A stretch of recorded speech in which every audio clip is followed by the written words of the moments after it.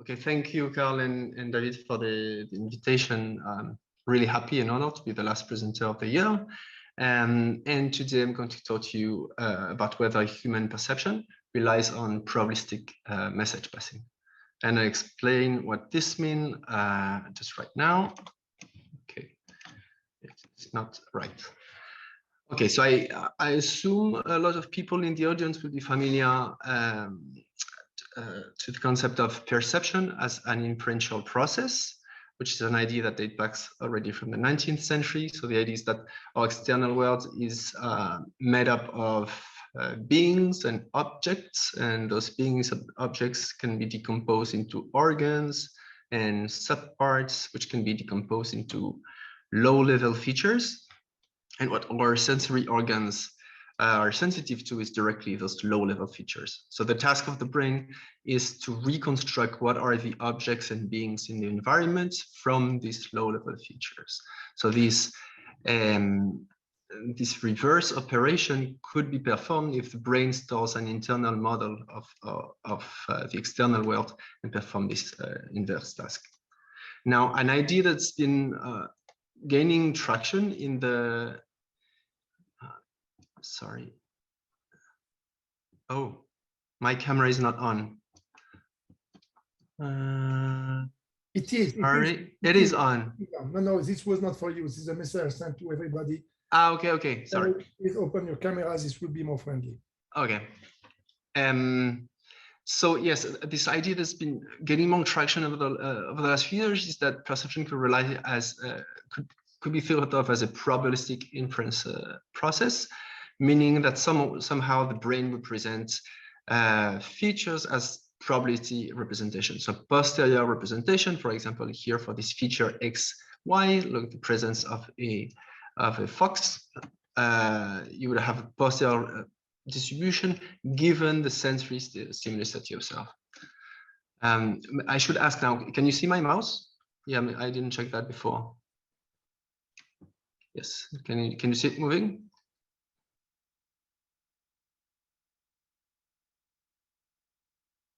Yes, no? Yeah, okay, thank you. So there's various ways to which these hypotheses of probabilistic inference can be have been explored. For example, if you just think of modern deep convolution networks, basically they work like this, like just the last layer of the network is thought of in terms of a posterior distribution.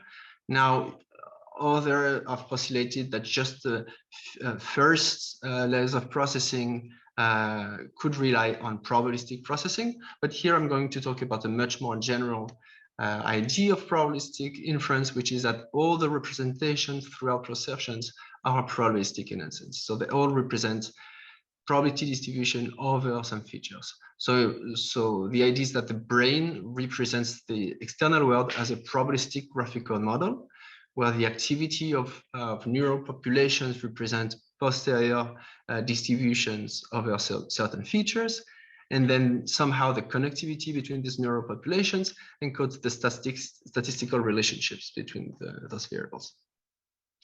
Now, how do you make this work? In order to make this work, there are various theoretical proposals for how it works, going from neural sampling to mean field theory, loopy propagation. I'm not going to go into those theoretical details. Here are lots of references if you're interested, but basically they all rely on some kind of message passing. By that, I mean that in order to compute a new posterior for a certain feature, well, basically, this new posterior is computed by these neural populations by integrated messages that come from neighboring areas. So if, let's say, this posterior is already computed, it's sending its message to this new feature, which also receives from all those populations, then computes this new approximation to the posterior, and the messages are sent on throughout the network until the coherent representation of the environment is achieved. And this is the idea that we're going to explore, but here more from an empirical point of view. So what evidence is there that really inference in human perception, inference in human relies on such probabilistic message passing? Yes. So before I start, I'm just going to give you an example of how it works, and I think it has two benefits. The first is to see how those messages work, like in more concrete fashion, and second, also it will give us an idea of how we can actually answer this question from an empirical point of view. So let's imagine you're playing tennis against this opponent, and you're trying to predict. Just at the beginning, just when the opponent sends the ball, where the ball is going to land. So for this, you need to integrate two sources of information. The first is just your prior expectation of where the opponent is going to hit the ball, and the second it would be the likelihood, which is what the visual information you receive tells us about where this ball would land, at which you can express here, and we're going to take this simple hypothesis that both of these distribution are some kind of Gaussian distributions with a center and some variance. So in order to compute that posterior that integrates those sources of information, here I can just go back to my formalism where I have this small external world where the ball position, the end ball position determines what is the noisy visual information that we receive. That is the visual information that you observe, and this is sent as some kind of message, which the important thing is that this message contains both the information about the mean and the variance, sorry, that's here, mean and the variance of the likelihood, which is integrated with the prior information to compute as posterior.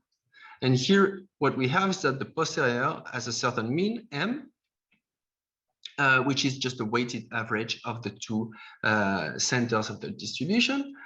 And what's important is that the weights of those two different center of distributions depend on the variance, on the reliability of each of the distributions. So here you see that the larger is sigma, so the larger is the perceptual uncertainty, the larger is the weight for the prior. So the less you see, the more you have to rely on the prior. That kind of makes sense. And in this really classical experiment, Conrad Curling and Daniel Werpert showed that this is actually the way that it works in an analog of this task. So here it really seems that for this very toy example, we have some kind of Bayesian inference or message passing going on. And I'm going to explore now how this can be extended to maybe more complex representations of the world. So here I'm going to tell you about 4 sets of results that try to explore this question. I'm going to talk about temporal integration. Then I'm going to talk about spatial-temporal integration, then about the integration of bottom-up and top-down messages, and I'll end up with horizontal messages. So I'm trying to pack 4 experiments or 4 different studies into this single presentation, which means I'm going to have to stay at rather conceptual level and drop a lot of technical details and control analysis. So I apologize already for this, but I'm happy to take questions at the end, maybe to go more into detail into either of the studies. So let's start with the temporal integration. So, in temporal integration, I've talked to you about integration more of local features, but the message passing works the same way when you have to integrate information over time. So imagine you have to judge a certain stimulus category, which can be binary, so take values A or B, from a sequence of stimuli that are noisy stimuli that provide each some information about the stimulus category. So in this case, the message passing algorithm is just going to tell you that you need to integrate all of the messages from the stimuli to the stimulus category, and that will provide you with the posterior probability. And in this case, it's really equivalent to the very traditional sequential probability ratio test, which is very popular in cognitive psychology and in neuroscience. And basically, this LT is the log ratio of the posteriors, which changes over time, and the weight changes. It's just basically you have to sum for each new stimulus this quantity, which is the log ratio of the likelihoods, right? So here, those likelihoods represent the messages that are sent from each of the stimuli to the category, right? And just by summing this, which I will also call decision update or stimulus evidence, then you reach you can perform just message passing. But what evidence is there really that this is the way that perception works? So here I'm going to talk about some evidence, some alternatives to evidence integration, and talk about alternatives which do not rely on integration at all. So let us put that in the context of here you have a sequence of sensory samples, and you have to perform a judgment whether the category is more A or B based on all of these samples. And here I've just put the evidence that each of the samples provide towards category A or category B. So the temporal integration model just tells you, which is like message passing, tells you that basically you just have to sum to integrate over time these values until you reach to a certain value, which here is positive. So in the sense is this is telling you that it's more likely that that the category is A than B. And here are some I would say dumb alternatives to this integration model. The one is just extreme detection, which is basically no integration at all. You just look at the sequence of sensory samples as they come, and whenever there's one which reaches a certain value, absolute value, then you say, okay, I'm good with that one. And this then it's likely that the stimulus category is just this one. So here it would be B. And the other one is even dumber, is just you just randomly select one of the samples, you pay attention to it, and that's going to be the one you're going to follow. So you completely discard all of the other information. So they look really suboptimal, they are, but what was found recently in this paper by Gabriel Stein and colleagues is that actually in the surface they produce very similar behavior. So you can plot psychometric curves that look exactly the same. So the probability of performing A choice or B choice as a function of the stimulus strength of in the sequence, and they look just the same. And you can also compute the psychophysical kernel, which tells you the average weight of each of the sensory samples onto the decision, and they can all look flat. So that can give you the false idea that all of the samples contribute to each decision, but what those non-integration models tell you is that no, they don't all participate in each decision, they participate in different decisions, but overall across trial that look the same. So how can we really dissociate these different types of model? And here in this study, which we're developing a new analysis to try to disentangle that. So what I'm just going to do is for each sequence of sensory samples, I'm just going to group the evidence from the first half of the samples into what I call the early evidence, and then the evidence from the second half into the late evidence. And then what the integration model tells you is basically just sum the two, and your response should just depend on the sign of the sum. So because there's a bit of noise in the process, so basically it's just going to be a sigmoidal function of the sum of each delta t.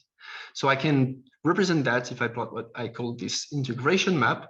So it's the probability of performing response A as a function of early evidence and late evidence. And you see that here, basically the only thing that matters is the sum. So you just project over this other diagonal.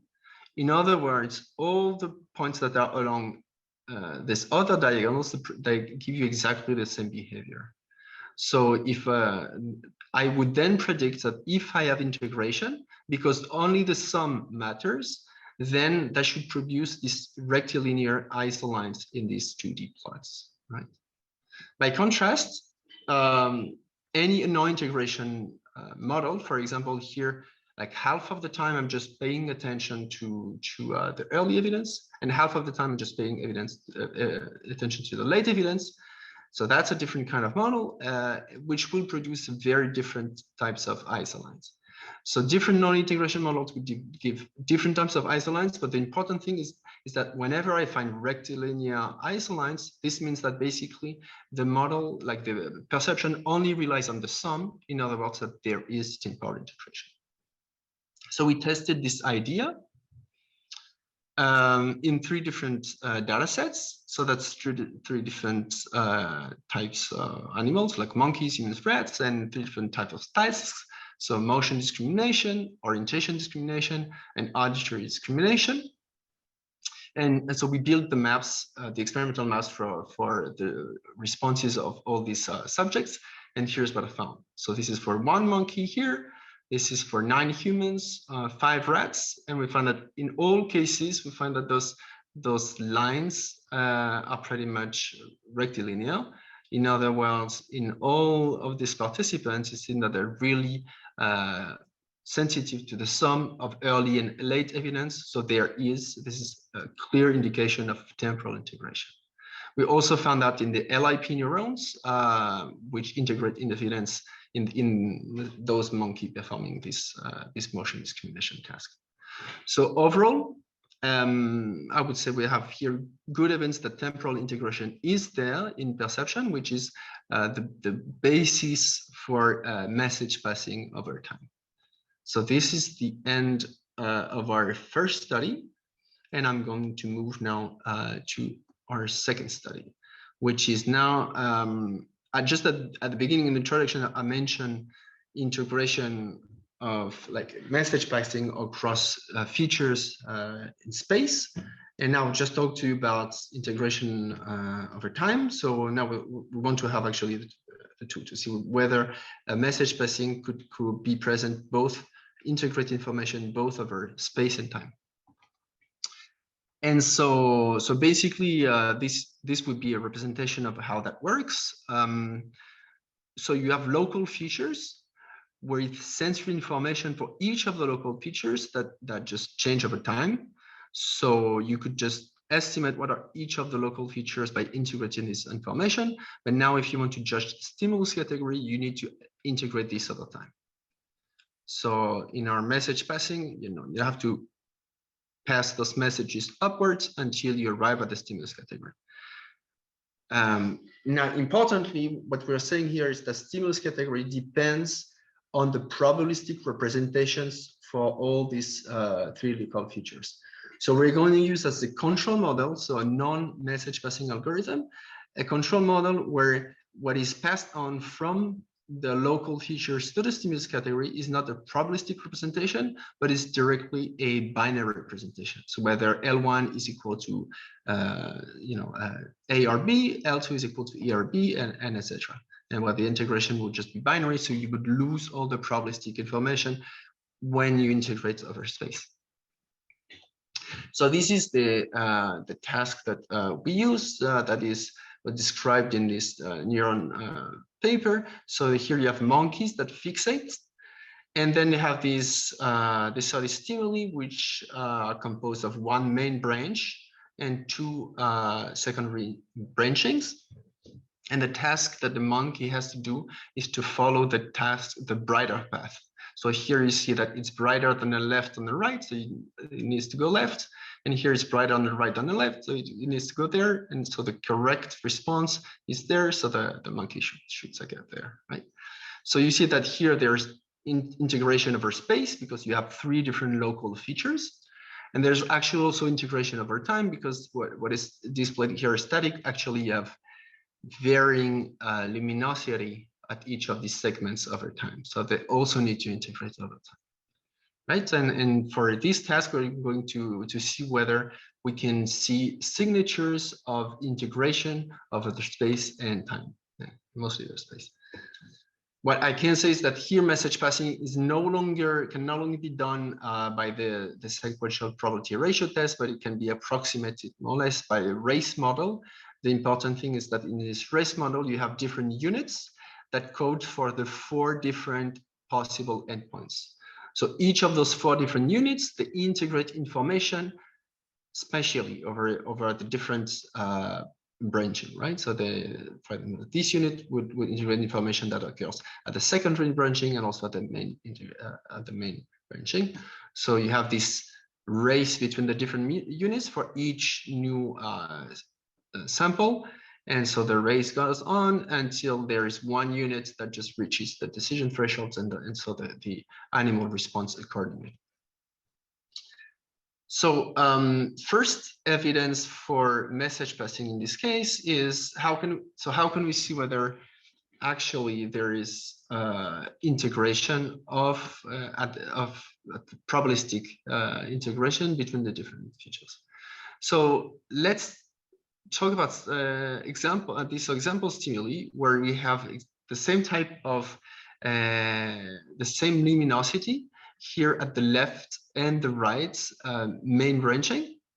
So if you just follow a known message passing algorithm, this is telling you that basically because all of those decisions are dependent, so half of the time you would expect the monkey to saccade to one of those two, and one of the time and half of the time they should end up in one of those two, right? But now let's see what's going on in integration, in an integration, like full integration model, where here you see that it's easier. This like categorization is easier because this one is really bright, so you should go there, and this one is really dark, so you should not go there. And on this other branching, it's kind of the same. So now when we have a race model between those four different options, actually the one that has more weight overall is this one, right? Because it has just overall the brighter segment. So you'll see that it will eventually win the race in most of the cases. So in other words, you should see overall more than half of the times the saccades will end up in this left branching, and less than half right here. So you should see that these basically the difficulty here is kind of biasing the decision at the main branching, which is something that you don't expect in the control model. So this is actually something that was directly observed in monkeys. So you see that here, this is the probability to go right at the main branching, and you see that 4 trials, just as the ones I've seen in green, which is easier in the left branch, the decision here is biased towards the left, right? So that's the green is a little bit lower, and you see the converse for the other one. So that's really evidence that the integration is not at the binary stage, but it really integrates probabilistic representation. That's the first piece of evidence. And let's see a second piece of evidence right now. And so here, I'm going to talk about now the influence from the main branch to the sub-branches. So right before I just presented it the other way around. So how the sub-branches biases the decision of the main branching. And I'm going to talk about it at the neural level, neural representation level. So here, in this Fred's model, what you see is that basically the units that lose, they end up vanishing. So in the end, if you have a very easy representation, like a very easy task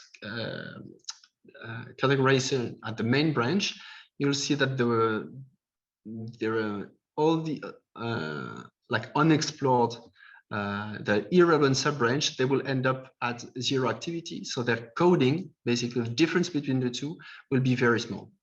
Whereas the representation of the relevant sub-branch, so the one that goes from the brighter main branch, is going to be large. So you should expect in our integration model a difference of coding between the two types of sub-branches. And here I should say that in no integration model, because all things are going on very independently at all of the sub-branches, then you should expect that there should be just no difference at all. You know, just all of the decisions are taken on independently, so there should not be any influence of the main branch.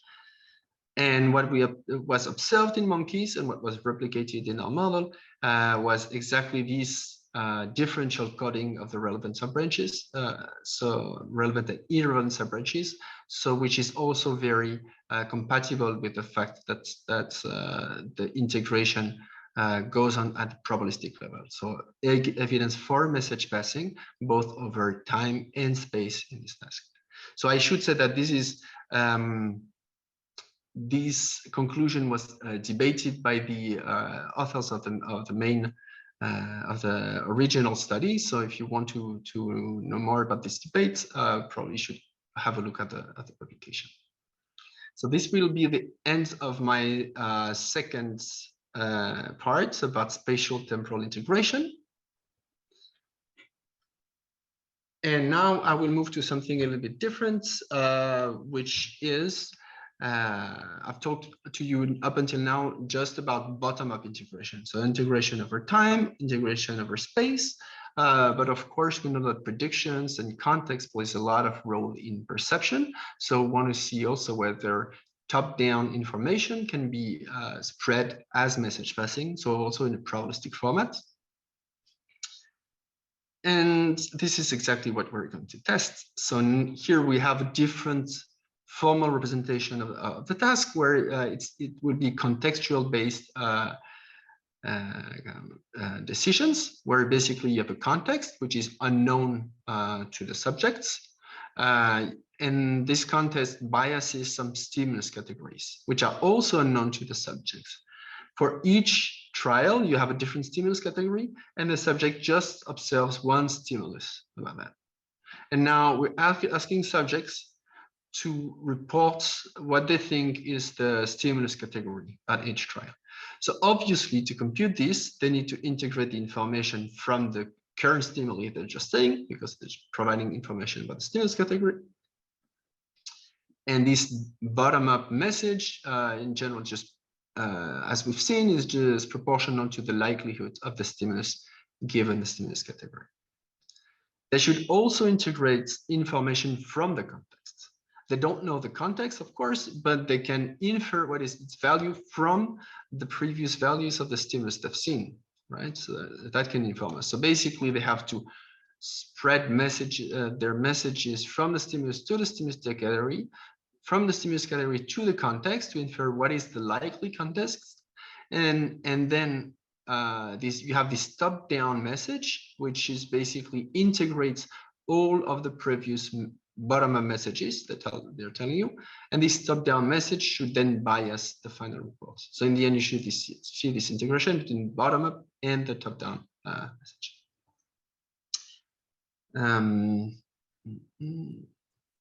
Yes, let me present that very briefly. So we started just validating the paradigm without the context. So forget about the context for a second. Now we just have a sequence of trials, which are just basically, you see a stimulus and you have to judge the stimulus category, just to validate the paradigm. And here's the paradigm where as subjects, we see in each trial a bunch of blue dots and red dots. And we tell them, here are the blue passengers and red passengers that get off a plane. Big plane with a lot of passengers. Can you please tell us what you think is the probability that the majority of passengers in the plane are blue or red, right? And so then it's not a binary response that they give, but they give a confidence measure. So it's kind of like a direct measure of the posterior probability, if you want. So they move that cursor, if they move it like to the right, it's like they're certain that the majority is blue. If they're moving to the left, it's like they're certain that the majority is red. And then in between is, you know, I think it's more blue, or I think it's more red, but I'm not that certain. And what's important here is that in those stimuli, we have two knobs that we can play with. One is just the basic stimulus strength is just the passenger proportion, so the proportion of blue dots. But we can also modulate the sample size. And the larger the sample size, from the more concentrated is the distribution here for passenger distribution. So basically, the more confident you can be about your decision, right? 8-to-4 ratio is much more convincing than 2-to-1. As basic statistics will tell you. And so sample size modulates the reliability of the stimulus. And so it should modulate, we should see here if really what are passed on are probabilistic messages, which you see that this reliability is transferred to the behavior. So this is just like the confidence in the blue majority in this simple task, which you see that it depends on the proportion of blue samples. Then importantly, the slope changes with the sample size. The larger the sample size, the steeper is the slope, which is also represented here. So this is the theory, and actually the experiment matched really well the theory. We indeed did observe this dependence of the slope on the sample size. So here, at least for these bottom-up messages, we see that it's passed on probabilistically.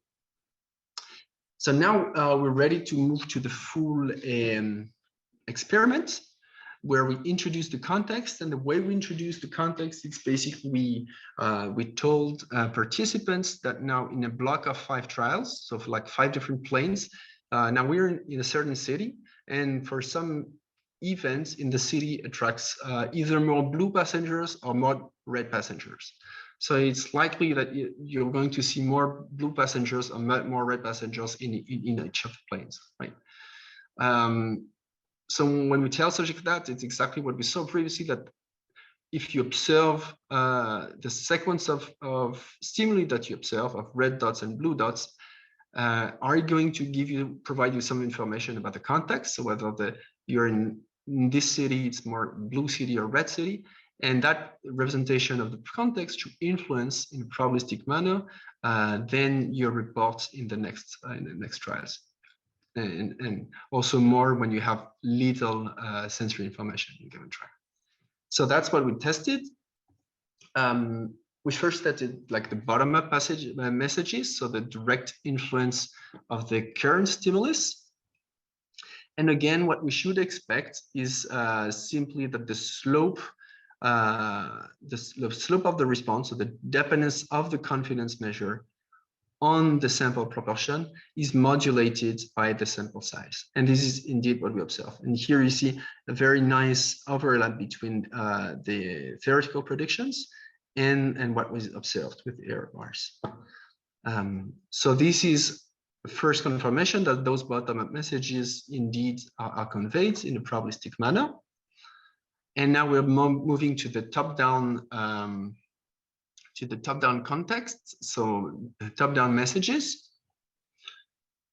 And here's what we see. We first see that the block tendency, so the true tendency, actually affects behavior. It biases the confidence in the direction I expect, so that if it's a blue block, then even controlling for the proportion of blue samples in the current trial, you have overall larger confidence in blue majority.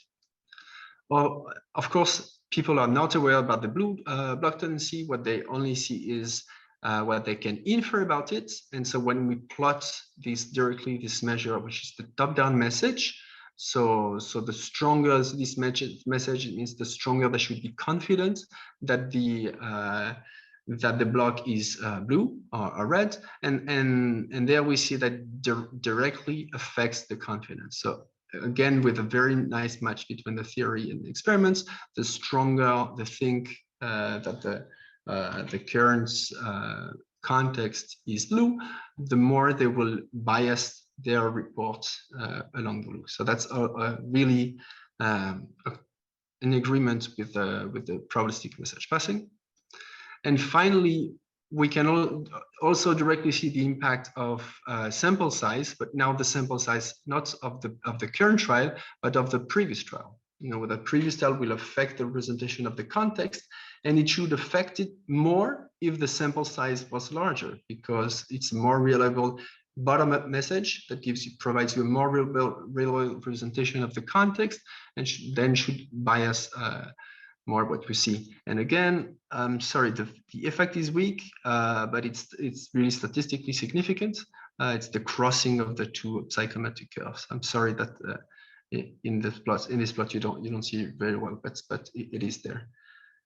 And this is the end for the third part. I'm not exactly sure I'm going in time, but the idea is that here we've seen the integration of bottom-up and top-down messages. And in this last part of the presentation, I'm going to talk to you about horizontal message passing. So message passing across representations that are at the same level. Okay, let's go there. So I'm going to go back to the beginning of the presentation where I'll talk to you about temporal integration. And I mentioned the sequential probability ratio test. So, which basically tells you that when you have to integrate information over a sequence of stimuli, as T, to know what is the most likely stimulus category, then what you just have to add is this decision updates or stimulus evidence that only depends on the relationship between the current stimulus and the stimulus category. That's this quantity here that you see does not rely on the previous stimuli, right? Now, this is true only if you have conditional independence, which in statistics means that only if the different stimuli that you see in the sequence, they're coupled only through the stimulus category. So that may sound technical, but I think that this is not something which is really likely to occur in ecological conditions.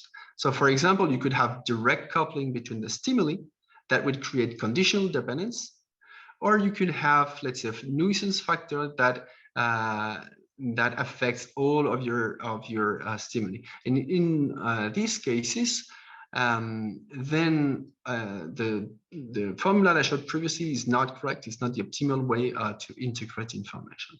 So let me give you like a more concrete example. Let's say you have to judge, to tell what is the sex of a person from a face that you see in the distance. So it's like 2 alternative first choice.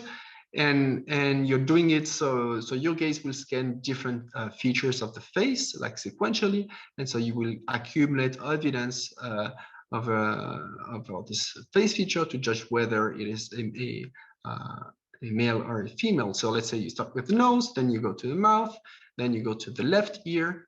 Sorry, that's the right ear, and then to the left ear. Now, because faces are mostly symmetric, then the information you get from the left ear is basically very redundant from the right ear. So here in these situations, you cannot just sum all the information independently about all the local features, because basically you would just be counting twice almost the same information, right? So because the world we live in is full of these statistical redundancies, or there may be partial redundancies, whenever you have these type of things, what you should do is not simply accumulate the raw stimulus evidence, but here's the formula. Basically, what you should integrate is what I call here the unpredicted stimulus evidence. So basically, you should take into account not just the current stimulus, but how it is provided the previous stimulus that you've seen. So in other words, the message that is sent from the stimulus to the context should depend on messages that are transferred, those horizontal messages from the representation of the previous stimuli to the representation of the current stimuli. So let's see how this goes, like a bit more concrete. So here's a sequence of stimuli where we introduce those pairwise correlations. So you can think of, again, as same example, let's see, we first see a left eye, then a right eye, now a left ear, and then a right ear, and etc. So if we want to integrate information as predicted, we should somehow remove the statistical redundancies when we integrate information. This is said that the messages we propagate here to the stimulus category should take into account the message, this horizontal message that is passed on. And so here we're going to test this idea in task in humans. Yes, and here it goes. So we tested 20 participants that perform this auditory task, where basically in each trial, the first year there's 3 referent tones, which are always the same, and then a sequence of tones of varying frequency. And what the subjects have to do is to report whether they think the sequence is overall of higher frequency or lower frequency than the reference tones. And they are free to respond whenever they feel confident about the decision. So it's a free reaction time task. So that's like a typical traditional perceptual accumulation task. But crucially, what we did is we introduced those pairwise correlations. So you can see that those tones that here I label in red, which I call the predictable tones, they tend to follow very much to have a frequency which is very similar from the preceding tone, so here tagged in blue, and which I will call unpredictable tone.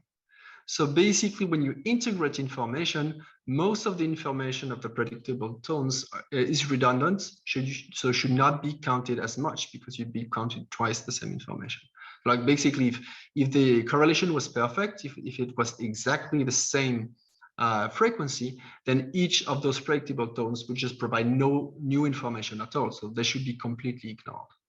And so that what should occur according to what I call the accumulation of unpredicted evidence. So let's see exactly how that goes with an example. And I'm going to start with the control model, which is the standard accumulation of evidence. We start with a decision variable at a certain value, and you update it. The decision updates on each trial simply depends on the frequency of on each tone simply depends on the frequency of the tone, right? So the higher the tone, the larger is the update, and you keep updating and integrating information until you reach a certain decision threshold, and then the response goes accordingly, right? So here the decision update is just simply depends on the current frequency. Now, in this horizontal message passing model, so the accumulation of unpredicted evidence, it's slightly different. So you start with the first tone, which is an unpredictable tone. And now the update, you can actually decompose into two terms. One is just the raw update for the tone itself. And the second, this reddish arrow is basically the prediction that you have about what will be the next tone, because you know that the tones come in with a high correlation, right? So you have a large update here. And then when the second tone comes, then the update is a prediction error signal. So it's the difference between the updates, the evidence for this tone, minus the prediction, what you had put in before as a prediction. So you see that here, this tone is of high frequency, but it's not as high as predicted. So overall, the decision update is negative. Right?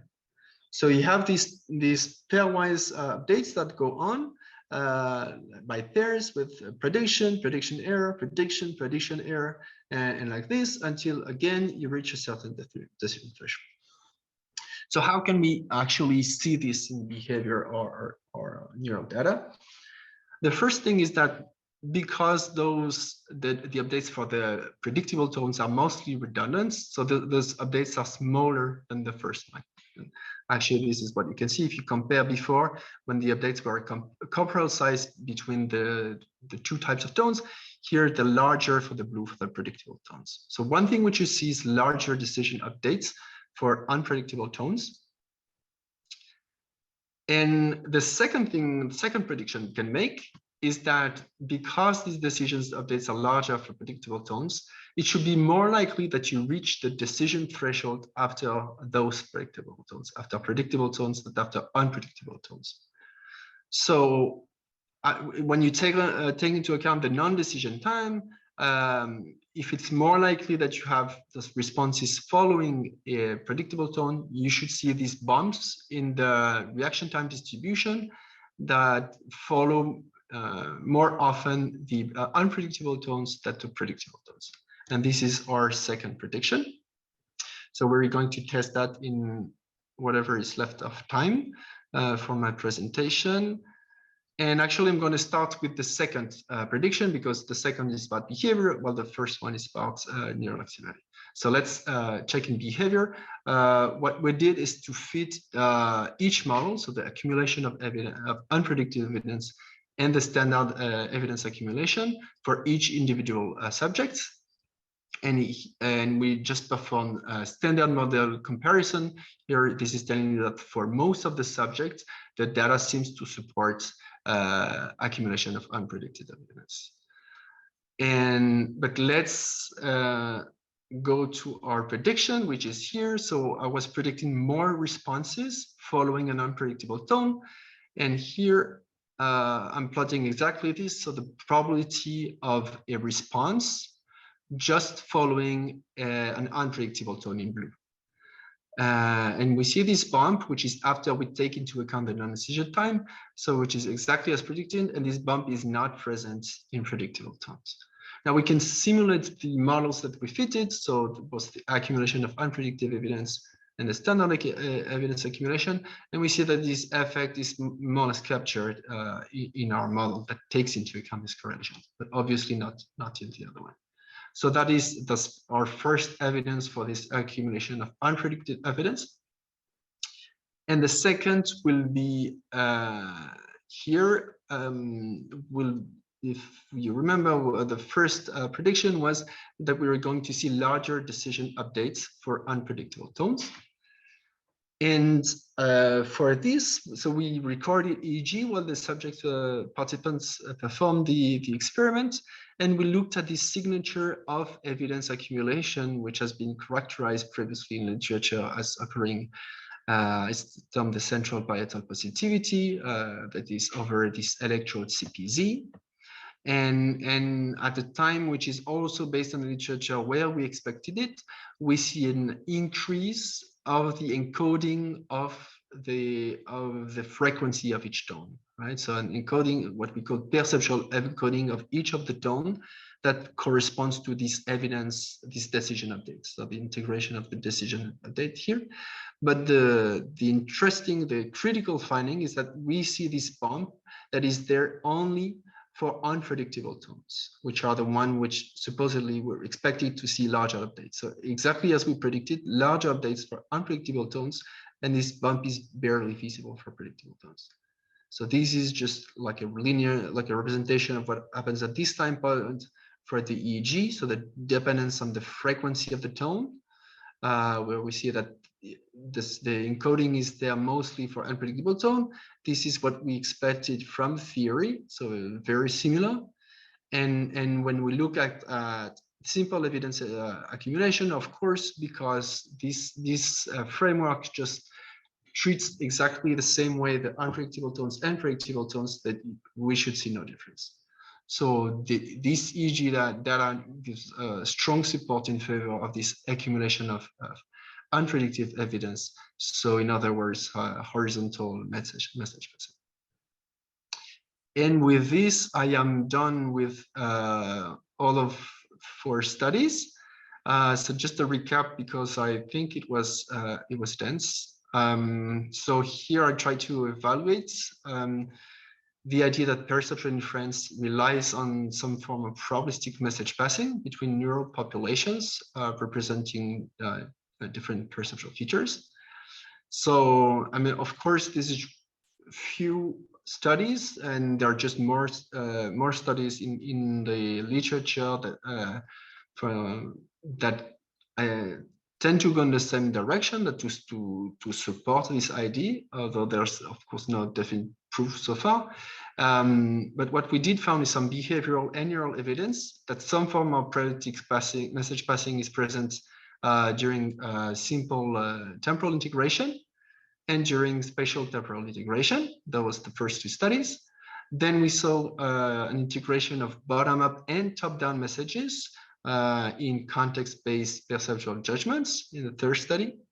And in the 4th study, we saw that horizontal message passing can prevent from summing redundant integration when sensory samples are statistically coupled, samples, not simples. And few open questions to end this up. I think one very crucial point would be to try to evaluate how messages are passed across cycles. And this is because the different theories for how message passing can be implemented in the brain, so also the different algorithms that exist in the machine learning literature, they predict very different behavior for message passing across cycles. I think that will be very interesting to evaluate. And the last thing is that in all of these studies, we're still using very basic toy representation of what is perception that I still have nothing to do with the way perception really plays in the real world. We have the graphical model representation of the real world doesn't have anything to do with this very toy example. So it'd be cool to try to identify, to try to see if we can identify message passing also in this more naturalistic perception. I will acknowledge my collaborators. This was for the first study, Ruben Moreno-Moto and Philippe Schustek for study 2 and 3, and Pau Blanco-Arnau at the CRM for the last study I presented. And I will just make two very quick announcements to finish. The first is that we will organize this summer school for advanced modeling of behavioral data. If you're interested in, we really hope that we won't have to cancel it one more time. So that will be early September in Barcelona. And that's co-organized between Klaus Hima, Chris Hemmerfit, and myself. Please apply if you're interested. Applications have not open yet, but they will soon.